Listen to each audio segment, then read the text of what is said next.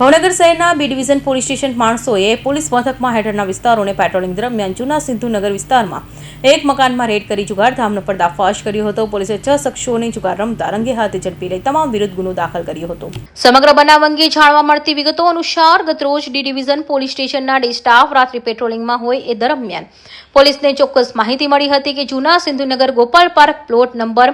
1993 બી મારે તો પ્રકાશ કનૈયાલાલ સોમવાણી પોતાના મકાનમાંથી બહારથી માણસો બોલાવી જુગાર રમવા આવતા માણસોને જરૂરી સવલતો પૂરી પાડી પોતાની આર્થિક લાભ માટે નાણાં ઉઘરાવી જુગારનો અડ્ડો ચલાવે છે. જે માહિતીને આધારે ડિસ્ટાફે બાતમીવાળા ઘરમાં રેડ કરતા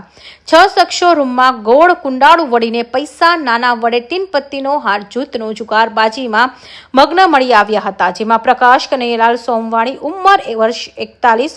જગદીશ જમાનદાસ કાંજાણી ઉંમર વર્ષ 44, કિશનદાસ નોતરાણી ઉંમર વર્ષ 43, મનીષ જગદીશ કુકડેજા ઉંમર વર્ષ 32, જીતેન્દ્ર જયપાલદાસ સાહિત્ય સિંધી ઉંમર વર્ષ 36,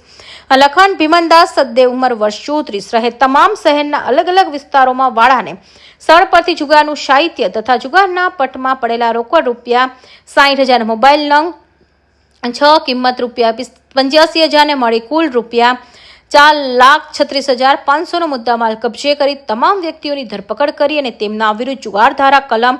4 ને 5 મુજબ બી ડિવિઝન પોલીસ સ્ટેશનમાં ગુનો દાખલ કરી વધુ તપાસ હાથ ધરી હતી. ફિરોઝ મલેક, ભાવનગર.